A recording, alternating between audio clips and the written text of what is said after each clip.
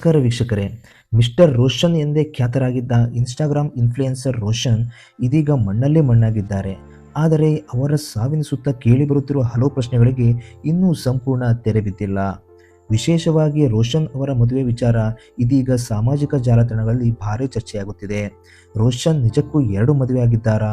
ಅವರೊಂದಿಗೆ ರೀಲ್ಸ್ ಮಾಡುತ್ತಿದ್ದ ಹುಡುಗಿಯರು ಯಾರು? ಅವರಲ್ಲಿ ಯಾರಾದರೂ ರೋಷನ್ ಅವರ ಪತ್ನಿಯಾಗಿದ್ದರಾ? ರೋಷನ್ ಸಾವಿಗೆ ಸಂಬಂಧಿಸಿದಂತೆ ದಾಖಲಾಗಿರುವ ಎಫ್ಐಆರ್‌ನಲ್ಲಿ ಏನೇನಿದೆ? ಈ ಎಲ್ಲ ಪ್ರಶ್ನೆಗಳಿಗೆ ಉತ್ತರ ಹುಡುಕುವ ಪ್ರಯತ್ನವನ್ನು ಈ ವಿಡಿಯೋದಲ್ಲಿ ಮಾಡೋಣ. ಹಾಗಾಗಿ ಕೊನೆವರೆಗೂ ವಿಡಿಯೋ ನೋಡಿ. ರೋಷನ್ ಅವರೊಂದಿಗೆ ಹಲವು ಹುಡುಗಿಯರು ರೀಲ್ಸ್ ಮಾಡುತ್ತಿದ್ದ ಕಾರಣ ಅವರಲ್ಲಿ ಒಬ್ಬರನ್ನೇ ರೋಷನ್ ಮದುವೆಯಾಗಿದ್ದರು. ನಂತರ ಆಕೆಯನ್ನು ಬಿಟ್ಟು ಮತ್ತೊಂದು ಮದುವೆಯಾಗಿದ್ದರು ಎಂಬ ರೀತಿಯ ಚರ್ಚೆಗಳು ಸಾಮಾಜಿಕ ಜಾಲತಾಣಗಳಲ್ಲಿ ಹರಿದಾಡುತ್ತಿದೆ. ಆದರೆ ಈ ಬಗ್ಗೆ ರೋಷನ್ ಅವರ ಸ್ನೇಹಿತರು ಸ್ಪಷ್ಟನೆ ನೀಡಿರುವುದಾಗಿ ವರದಿಗಳಲ್ಲಿ ಹೇಳಲಾಗಿದೆ. ರೀಲ್ಸ್ ಮಾಡುತ್ತಿದ್ದ ಹುಡುಗಿಯರೊಂದಿಗೆ ರೋಷನ್ ಕೇವಲ ಸ್ನೇಹಪೂರ್ವಕವಾದ ಬಾಂಧವ್ಯ ಹೊಂದಿದ್ದರು. ಕೆಲವರನ್ನು ಅಣ್ಣನಂತೆ ತಮ್ಮನಂತೆ ಕಾಣುತ್ತಿದ್ದರು. ರೋಷನ್ ಅವರಿಗೆ ಆಗಿರುವುದು ಒಂದೇ ಮದುವೆ ಎಂದು ಸ್ನೇಹಿತರು ಸ್ಪಷ್ಟಪಡಿಸಿದ್ದಾರೆ ಎನ್ನಲಾಗಿದೆ. ಇನ್ನು ರೋಷನ್ ಅವರ ವೈಯಕ್ತಿಕ ಜೀವನದ ಬಗ್ಗೆ ನೋಡುವುದಾದರೆ ಸುಮಾರು 1 ವರ್ಷದ ಹಿಂದೆ ಅವರ ನಿಶ್ಚಿತಾರ್ಥ ನಡೆದಿತ್ತು. ಆದರೆ ಕೆಲವು ಕಾರಣಗಳಿಂದ ಸುಮಾರು 6 ತಿಂಗಳ ನಂತರ ಆ ನಿಶ್ಚಿತಾರ್ಥ ಮುರಿದು ಬಿದ್ದಿತ್ತು ಎಂದು ಹೇಳಲಾಗುತ್ತಿದೆ. ಇದಾದ ಬಳಿಕ ಸುಮಾರು 5 ತಿಂಗಳ ಹಿಂದೆ ರೋಷನ್ ಅವರ ತಾಯಿ ನಿಧನರಾಗಿದ್ದರು. ತಾಯಿಯನ್ನು ಕಳೆದುಕೊಂಡ ದುಃಖದಲ್ಲಿದ್ದ ರೋಷನ್ ತಾಯಿಯ ಆಸೆಯಂತೆ ತಮ್ಮದೇ ಸಮುದಾಯದ ಯುವತಿಯನ್ನು ವಿವಾಹವಾಗಿದ್ದರು ಎನ್ನಲಾಗಿದೆ.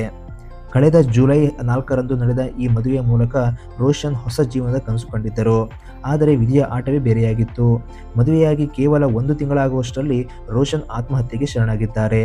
ಈ ಘಟನೆಗೆ ಸಂಬಂಧಿಸಿದಂತೆ ರೋಷನ್ ಅವರ ತಂದೆ ಕನಕಪುರ ಗ್ರಾಮಾಂತರ ಪೊಲೀಸ್ ಠಾಣೆಯಲ್ಲಿ ದೂರು ದಾಖಲಿಸಿದ್ದಾರೆ. ಪ್ರಾಥಮಿಕ ಮಾಹಿತಿಯ ಪ್ರಕಾರ ರೋಷನ್ ಮತ್ತು ಅವರ ಪತ್ನಿಯ ನಡುವೆ ಕೆಲವು ಸಮಸ್ಯೆಗಳು ಉಂಟಾಗಿದ್ದವು. ಪತ್ನಿ ತನ್ನ ತವರು ಮನೆಗೆ ತೆರಳಿ ಬಳಿಕ ಬೆಂಗಳೂರಿನ ಬಸವನಗುಡಿ ಪೊಲೀಸ್ ಠಾಣೆಯಲ್ಲಿ ರೋಷನ್ ವಿರುದ್ಧ ದೂರು ನೀಡಿದ್ದರು ಎಂದು ಹೇಳಲಾಗುತ್ತಿದೆ.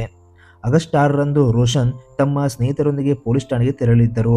ನಂತರ ತಂದೆಯ ಬಳಿ ಮಾತನಾಡಿದ ರೋಷನ್ ಸಮಸ್ಯೆ ಬಗೆಹರಿಯದಿದ್ದರೆ ಪತ್ನಿಗೆ ವಿಚ್ಛೇದನ ನೀಡುವುದಾಗಿ ಹೇಳಿಕೊಂಡಿದ್ದರು. ಆದರೆ ಇದೇ ಸಂದರ್ಭದಲ್ಲಿ ರೋಷನ್ ಅವರ ಪತ್ನಿ ಹಾಗೂ ಆಕೆಯ ಕುಟುಂಬಸ್ಥರು ತಮಗೆ ಮಾನಸಿಕ ಕಿರುಕುಳ ನೀಡುತ್ತಿದ್ದಾರೆ ಎಂದು ರೋಷನ್ ಆರೋಪಿಸಿದ್ದರು. ಇದಾದ ಬಳಿಕ ನಡೆದಿದ್ದು ಮಾತ್ರ ಅತ್ಯಂತ ದುರಂತ. ಮಧ್ಯಾಹ್ನದ ವೇಳೆಯಲ್ಲಿ ತಮ್ಮ ಸ್ನೇಹಿತ ಮನೆಯಲ್ಲಿ ಸ್ವಲ್ಪ ದೂರದಲ್ಲಿದ್ದ ಮರಕ್ಕೆ ರೋಷನ್ ನೇಣು ಬಿಗಿದುಕೊಂಡು ಆತ್ಮಹತ್ಯೆ ಮಾಡಿಕೊಂಡಿದ್ದಾರೆ. ರೋಷನ್ ಅವರ ಮೊಬೈಲ್ ಫೋನ್ ಪರಿಶೀಲಿಸಿದಾಗ ಅದರಲ್ಲಿ ಅವರ ಸಾವಿಗೆ ಪತ್ನಿ, ಅತ್ತೆ, ಮಾವ ಹಾಗೂ ಪತ್ನಿಯ ಕುಟುಂಬಸ್ಥರೇ ಕಾರಣ ಎಂಬ ರೀತಿಯ ವಾಲ್ಪೇಪರ್ ಇತ್ತು ಎಂದು ಅವರ ತಂದೆ ಆರೋಪಿಸಿದ್ದಾರೆ. ತಮ್ಮ ಮಗನಿಗೆ ಪತ್ನಿ ಹಾಗೂ ಆಕೆಯ ಕುಟುಂಬಸ್ಥರು ಮಾನಸಿಕ ಕಿರುಕುಳ ನೀಡುತ್ತಿದ್ದರು.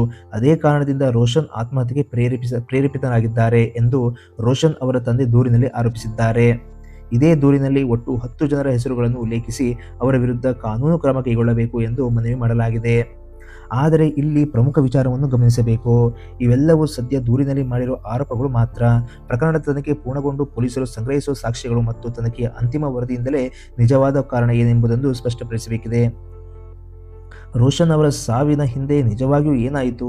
ಕುಟುಂಬದ ನಡುವೆ ನಡೆದಿದ್ದ ಸಮಸ್ಯೆ ಏನು? ಎಫ್ಐಆರ್‌ನಲ್ಲಿ ಮಾಡಿರುವ ಆರೋಪಗಳಿಗೆ ಯಾವ ಸಾಕ್ಷ್ಯಗಳಿವೆ? ಈ ಎಲ್ಲ ಪ್ರಶ್ನೆಗಳಿಗೆ ಮುಂದಿನ ದಿನಗಳಲ್ಲಿ ನಡೆಯುವ ಪೊಲೀಸ್ ತನಿಖೆಯಿಂದ ಉತ್ತರ ಸಿಗಬೇಕಿದೆ. ರೋಷನ್ ಅವರ ಕುಟುಂಬಕ್ಕೆ ಈ ದುಃಖವನ್ನು ಭರಿಸುವ ಶಕ್ತಿ ನೀಡಲಿ. ವೀಕ್ಷಕರೇ, ರೋಷನ್ ಸಾವಿನ ಸುತ್ತ ಹರಿದಾಡುತ್ತಿರುವ ಈ ಎಲ್ಲ ಚರ್ಚೆಗಳು ಮತ್ತು ಆರೋಪಗಳ ಬಗ್ಗೆ ನಿಮ್ಮ ಅಭಿಪ್ರಾಯವೇನು? ವಿಡಿಯೋ ಇಷ್ಟವಾದರೆ ಲೈಕ್ ಮಾಡಿ, ನಿಮ್ಮ ಸ್ನೇಹಿತರೊಂದಿಗೆ ಶೇರ್ ಮಾಡಿ. ಇಂತಹ ಮತ್ತಷ್ಟು ಸುದ್ದಿಗಾಗಿ ನೋಡ್ತಾ ಇರಿ. ಧನ್ಯವಾದಗಳು.